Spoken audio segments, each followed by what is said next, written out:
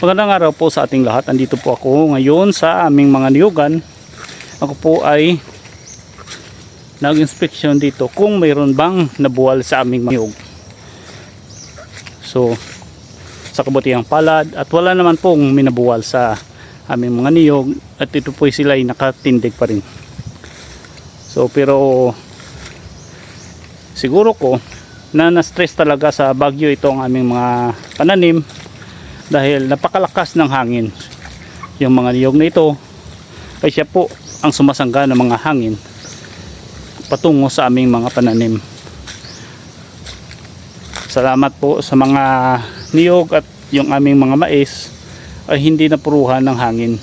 Di tulad ng aming mga pananim na saging. Nakita nyo naman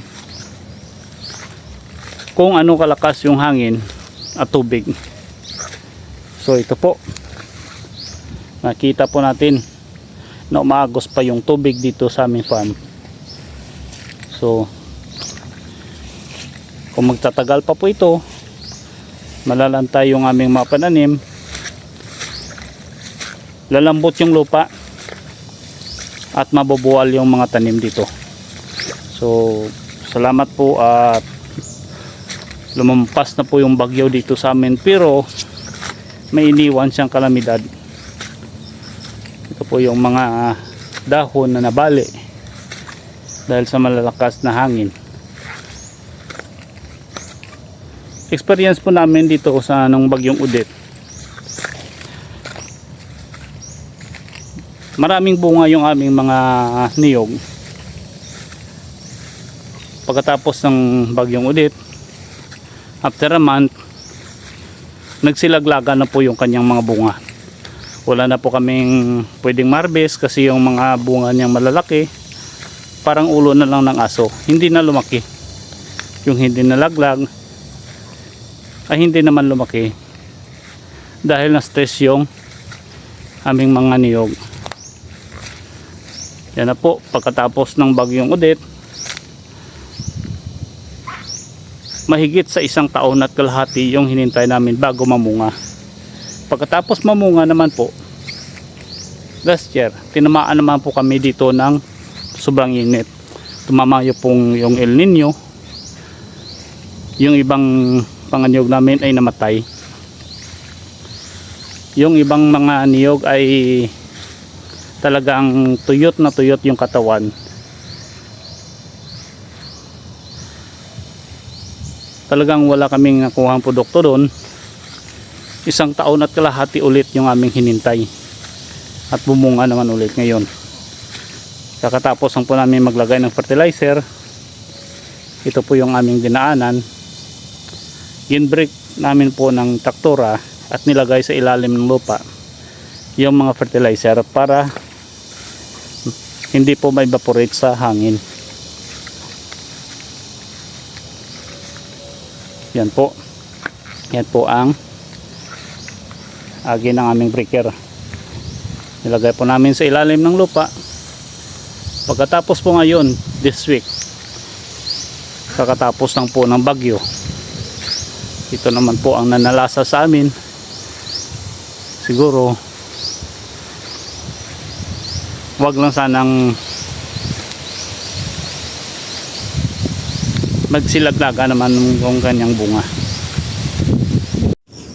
Ito naman po yung aming mga niyog.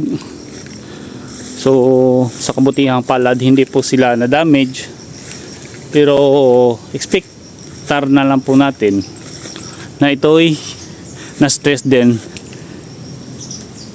sa hangin. Dahil malakas yung hangin, siguro malakas yung pag-alog-alog nila. So yung kanilang pagtubo ay maapektuhan din. Madidilid naman yung kanilang pamumunga kasi tinamaan naman po sila ng bagyo kahit walang nabuwal.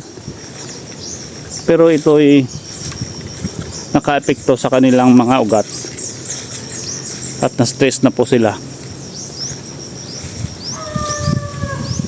So kakabunga pa lang po ng iba, yung iba dumadala pa lang ng bulaklak. So andyan na marami ng bunga. Sana wag naman itong madamage at malaglag yung kanyang mga natirang bunga. Yan po, kakabunga lang po niyan. Dahil po sa kakatama ng El Nino dito sa amin,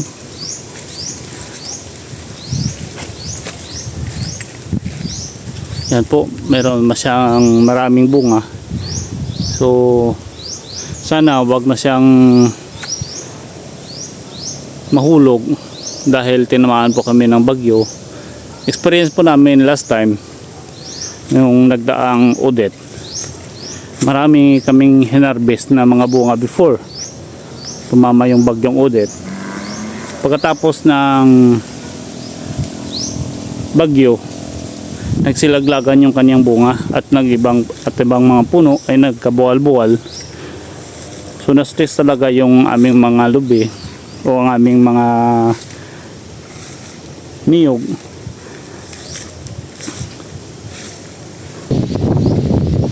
Hanggang dito na lang po. Paki-support ng aming channel. Please like, follow and share. At paki-support po ng aming Facebook page. Thank you po.